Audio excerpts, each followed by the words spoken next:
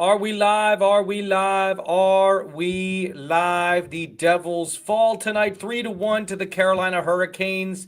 They drop to 22, 18, and 2 on the season. We're going to get into all that. We're going to get into the Luke Hughes stuff. We're going to get into the booing. We're going to get into all the craziness of what was a very weird game when somebody tells me that we are live.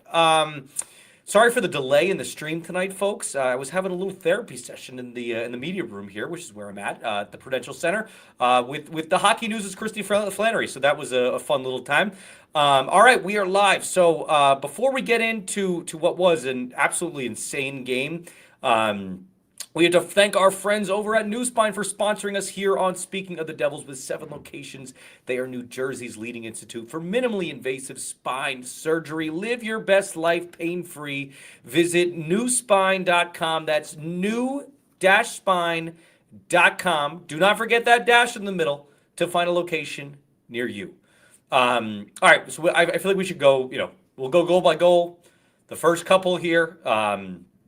We'll just start with the Luke Hughes own goal because it came 50 seconds into the game, right? He tried to clear the puck, but he ended up tucking it in to his own net instead. Brutal. Again, not even 1 minute into the game that happens. The goal was credited to Ehlers there. I think a lot of this, like what my big picture takeaway with the Luke Hughes stuff tonight is that it's kind of just a shame. It's just a shame because he had such a great game against the Mammoth the other day. He was paired really well with Pesce. I thought that pairing finally had one of their most confident performances since Pesce stepped back into the lineup. He looked great against Columbus. This is an unfortunate time for all this to happen. But we'll get into more when we talk about the second goal. That's when we'll start to talk more about the booing stuff and my take on that. A few minutes later, Dawson Mercer is able to tie it, thankfully, so he kind of rushed in on the forecheck. He buried it. Gritsuk had an amazing shift happen there. He darted into the zone. He was uncovered there. He ripped a shot, and he followed it up, too. That's kind of what allowed Mercer to get that to make that happen. And boy, did Mercer need this one, right? His first goal since November 29th. There's been 16 games in between goals there, so that he was somebody that was ice cold in between this time. I was writing about it in the newsletter tomorrow, just how Mercer was somebody that especially needed to figure it out there and to step up because again, no goals in 16 games is very concerning. All right, so then we got the second Luke Hughes own goal tonight. Hall came in, hustled hard in the forecheck. He jammed it. And it went off Luke Hughes' stick the second time tonight that happened, that Luke Hughes had an own goal. I thought, my thought at the time, benchable offenses, right? Like that's what I wrote here in my notes at the time. Benchable offenses from Luke Hughes. The next time, he touched the puck, fans immediately showed him the ire. They booed him relentlessly all night. I think my final tally tonight was they booed him 19 times. So he touched the puck 19 times the rest of the game, and they booed him each and every time. And these were loud boos, too. These were incredibly, deafening boos almost. At times, I haven't really seen Devils fans boo like that, unless it's their own team this year or at refs this year. So, look, my takeaway on the Luke booing stuff, I kind of go with what Nico Hischier said tonight, right? I get it. I get the frustrations. I even get the big picture frustrations with Luke Hughes. Look, he signed a 7-year, $9 million per contract this offseason. You want that player to be better. He's not having a good season based on that. Obviously the numbers right there. He's not lived up to the contract at all. But to boo him, what you do in this situation is you boo him for a shift or two, right?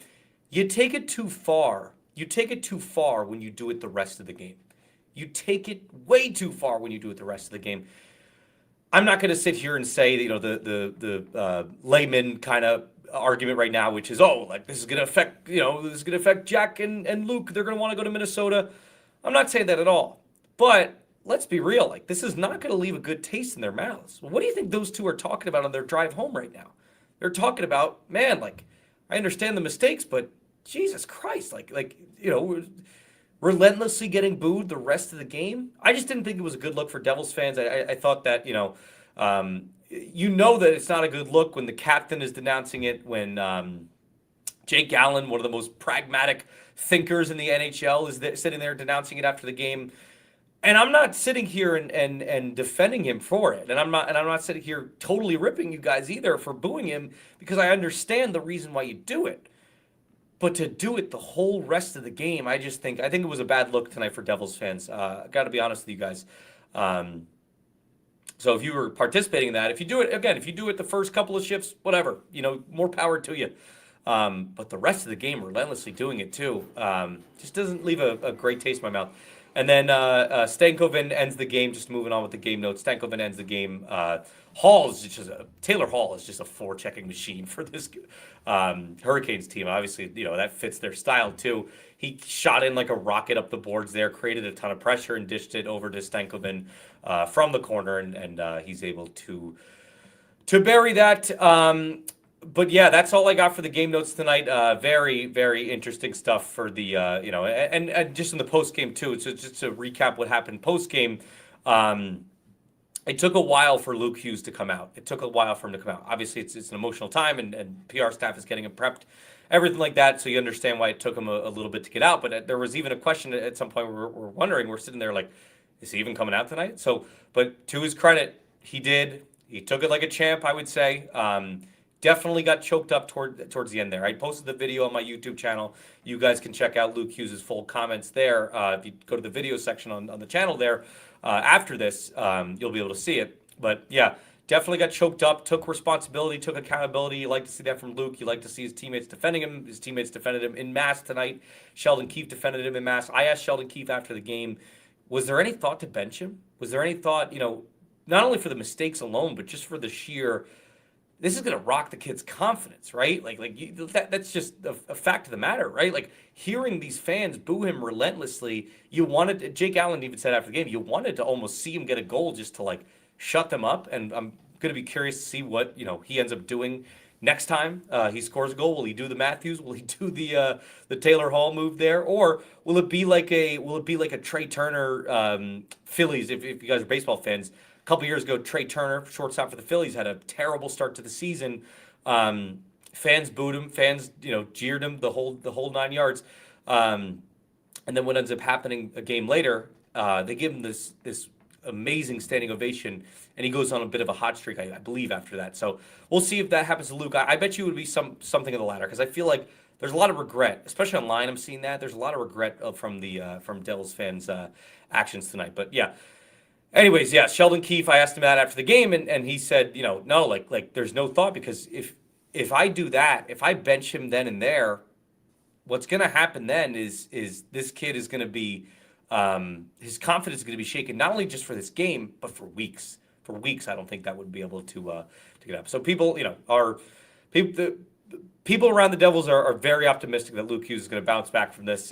We'll see what ends up happening. He hasn't had a great year so far. I'm not going to sugarcoat anything here for sure. You don't get that here on this program. But, yeah, I'm curious to see how he bounces back from this. But, the past 2 games have been bright spots for Luke Hughes. So that's why you have some optimism there. You have some optimism there that it might be more like the last 2 games than it will be the previous X amount of games, or how he played when he was without Brett Pesce. But I think Brett Pesce being there stabilizes things a little bit. All right, guys, let's get to the comments here. Sorry for rambling. I thought that a little bit needed to be said, because that was pretty insane tonight. Zach Chin, we start with the super chats. So please, guys, if you haven't already, send in the super chat just to help us out here on Speaking of the Devils. It very much helps us. It will help our channel grow immensely, and we're trying to do that. Zach Chin starts with, surely this is rock bottom, right? I don't know, Zach. I don't know. Here's why. Take away 2 own goals. That's a pretty darn close game with the Carolina Hurricanes. Granted, I know that they played the toughest team in the league, the toughest team in years in the league last night. And they had a hard-fought battle with them, but I don't even know the final score with that. But I know that they played the Avalanche last night, so they were on the back-to-back. I know the Devils were on a back-to-back, but it's a little lighter back-to-back too, and theirs was earlier in the night, and Carolina has to travel. So there's all those factors in play, but I don't think this is rock bottom. you had a tough competitive matchup with the Hurricanes tonight. Take away 2 own goals and start converting on the power play, by the way. Start converting on the damn power play, okay? You're 0 for 5 on the power play tonight. Luke Hughes is at fault. There's no doubt about that. I'm not sitting here absolving Luke Hughes of his woes tonight. You're not going to hear that in this program. But what I will say is that, look, the power play going 0 for 5 against this team, and by the way, as our friend Perrin D91 points out here on Twitter, 0 for 24 on the power play against the Canes in the last 9 games. That's insane. There's another stat here. I think our friend CJ Totoro posted this. Since the beginning of the 22-23 season, the Devils have played 110 minutes of 5-on-4 power play against the Carolina Hurricanes in the regular season and playoffs combined. In that time, the Hurricanes are outscoring the Devils 7-3. That's an unreal stat. I'm going to pull this up here on just so you guys can see this too. Can you guys see that? Okay. Yes. Since the beginning of the 22-23 season, 100. I know it says 108, but it's 110. In the regular season playoffs combined, in that time, outscoring the Devils 7-3 on a 5-on-4 power play. Unbelievable stat there from CJ, so shout out to him for doing that. But yeah, don't think this is quite rock bottom. Sorry, I'll go on with this. Zach Shin, again, sending super chat. Thank you so much for supporting us in this level, Zach. Appreciate that, my man. Talk about giving away points, just brutal. Yeah, look, there's no doubt about it. This was look, I thought the Devils' effort tonight was fine. I thought that they came back and that part was at least refreshing. Like when you see the Dawson Mercer thing, when Luke Hughes tucks it into his own goal the second time, like that's bad to see. Look, make no mistake, by the way, I didn't like the fan reaction from it. The mistakes are horrid. The mistakes are inexcusable. The mistakes are like bench-worthy, as I said at the top here. Just didn't like the fan reaction to it. But yeah, certainly gave away points there as well.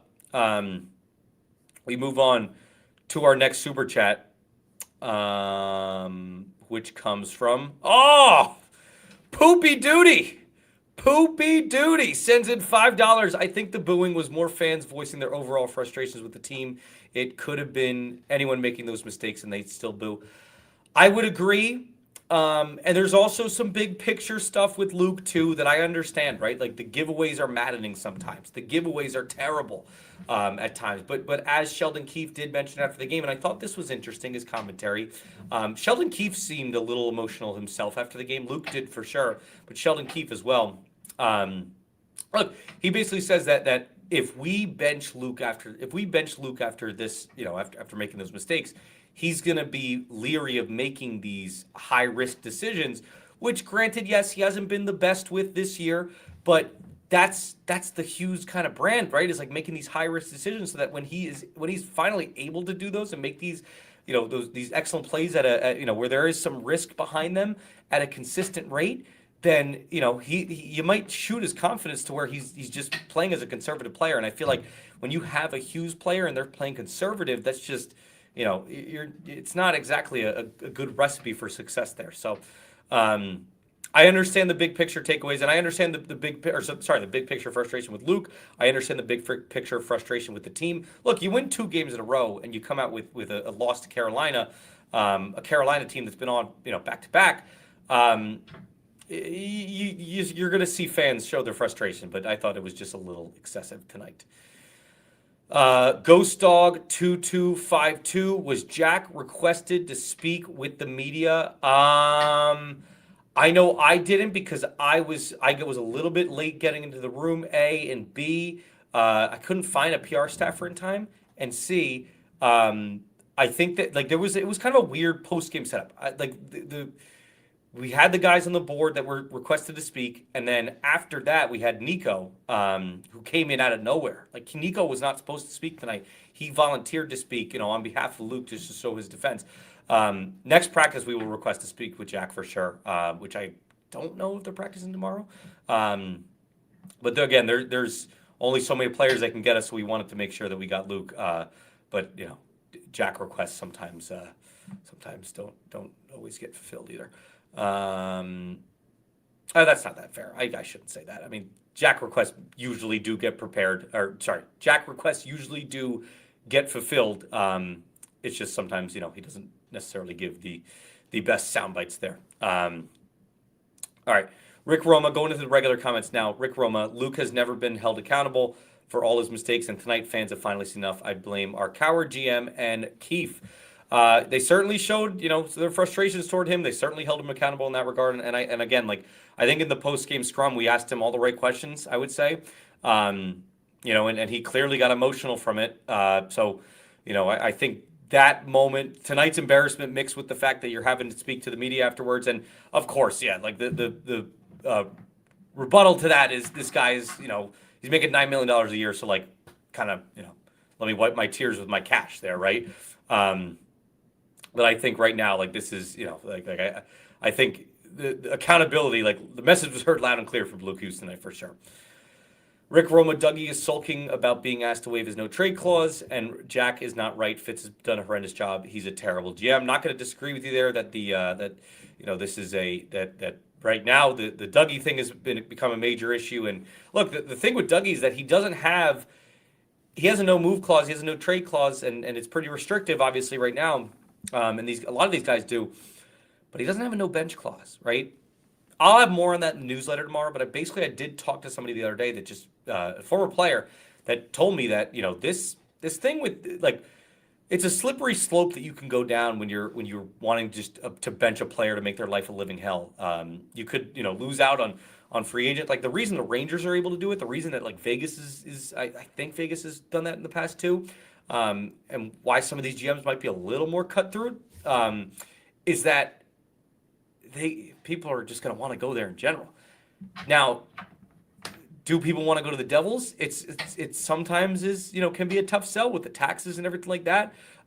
Winning cures all, I say. And if the Devils were a good team, and a team that the players think could win them a Stanley Cup, then you shouldn't have to worry about things like this. But for right now, I feel like the Devils do have to worry about stuff like that, about attracting free agents. And if you bench Dougie and you try to make his life a living hell, you might get a bad rap in that regard. Griffin Weiss, Luke should have been benched after the second goal. Team competed tonight, but just 3 careless mistakes and no offense killed them again. Yeah, the no offense thing, especially on the power play, 0 for 5 tonight. Terrible showing from them. Terrible showing overall for the Devils against the Hurricanes. In the last 9 games, 0 for 24 on the power play against them. Inexcusable in that regard. The Luke bench thing, I thought so too at the time, but Keefe's rationale behind it is that you're going to shake the kid's confidence for weeks, and you just don't know, when he might be able to get that back. Now, if this is a player this is also a player, the one counter to that is that it's a player you're paying $9 million a year per for the next 7 years. So, again, we talk about confidence. Confidence shouldn't rattle you that much when you're a player of that ilk.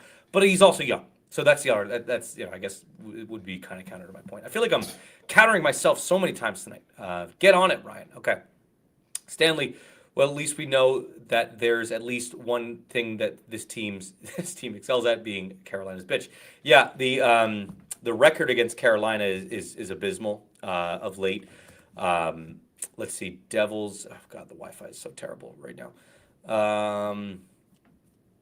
Sorry. Oh my gosh, the Wi-Fi is just terrible. I'm trying to look up this Hurricanes record. I'll bookmark this and I'll get back to this. But yeah, the Devils record, as you guys well know, I probably don't even need to bring it up. Their record against Carolina, especially in their building, has been abysmal. Now it's creeping into this building as well. Griffin Weiss, I do like the new top 6, though they had good chances throughout the game. Kane's system just religiously shuts down Devils' offense. It sure does. I mean, look, and I feel like there's times tonight where it's just so noticeable how quicker Carolina is than New Jersey. Not only are they quicker, they're more relentless. They're not even tougher. You might think, a forechecking team might be tough. No. Carolina's not really a tough team. They're just relentless. They're just gritty. They're just, what's the word I'm looking for? Tenacious. That's what Carolina is on the forecheck. And they, that proved to be the difference in tonight's game. It was just really bad. Rick Roma, Luke should have been benched numerous times last season, but it never happened. Imagine if Nemitz did some of the things Luke has done over the last few years. Keefe would have buried him in Utica. And look, that's a fair point too. Again, like I feel like I kind of countered myself before when I'm talking about Luke, and then I'm talking myself through it. And I'm agreeing with Keefe at first that that might have shaken his confidence for a couple of weeks, but at the same time, at the same time, you have to be a little more cutthroat, right? I just don't think you're really going to necessarily get that with Sheldon Keefe. This is the same guy that doesn't really in his comments tonight. You guys should go listen to them. He talked about how that's going to shake someone's confidence. In his comments, I kind of read through the lines, read between the lines, and learned this is why he doesn't ever pull goalies either. Like it takes a real stinker for Sheldon Keefe to pull a goalie. I think it's only happened once this year, and it's. As he revealed tonight, it's definitely a confidence thing. But you wonder if how the Devils would respond to a little bit more of a cutthroat attitude. Maybe that's a knock on Keefe instead of necessarily a positive. But I feel like there's a good balance. Like if you're a good team, we're not complaining about this. But the Devils are kind of middling right now, so we're complaining about it. Excuse me. Stanley, this is honestly laughable at this point, and the irony of the fans turning on one of their own with a crybaby like Taylor Hall in their own building. That was, and look, Taylor Hall had a great game too. So obviously he hasn't been the same player since the Hart season, but showing the Devils what they're kind of missing out on in that regard. Wild Wolf, oh my gosh, it's going so slow right now. Sorry everybody. Sorry if there's any technical difficulties. Why can't we ever beat Carolina? Other teams seem to have no problem against them, but we have the same problem playing against them. The answer is simple. The Carolina forecheck completely overwhelms the Devils, and they don't have any sort of counter to it. The way to counter a forecheck is just simplifying things, right? And I know that's easier said than done, for sure. Bounce passes off the wall. Crisp, clean passes, straight line, just not overthinking things. Devils, I feel like, overthink every time they play the Hurricanes, and it's been their downfall each time. And Rick Roma points this out too. No Jarvis, no Slavin, no problem. That's the other thing. Like this is another team, and a concerning trend of late is that the Devils versus these teams that have a lot of guys out of the lineup, they've been abysmal against teams like that this year. The Bruins team earlier this year that they lost to in Boston. The Islanders team that they just lost to before the Christmas break. There was another one. Tampa that was beat up. They almost lost to Columbus, and they were without Werenski. So something not going right in that regard this year. Let's see. Hold on. Moving on, guys. Sorry if there's any sort of slow, little slowness with the stream tonight. The Wi-Fi here is just terrible Wi-Fi right now. Sorry, even my stream is no longer working on my app. All right, I'm gonna cut this stream a little short just because we're having some technical difficulties. Thank you all for tuning in. I appreciate you guys. I appreciate all the super chats. I appreciate all the love. Always, always, always. Be sure to like and subscribe.